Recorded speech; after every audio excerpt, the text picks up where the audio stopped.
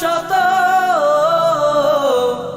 আমি চাঁদকে বলি তুমি সুন্দর নও আমার মায়ের মতো, গোলাপকে বলি তুমি মিষ্টি নও আমার মায়ের মতো। মা যে হলো প্রেম মমতায় বিধাতার সেরা উপমা,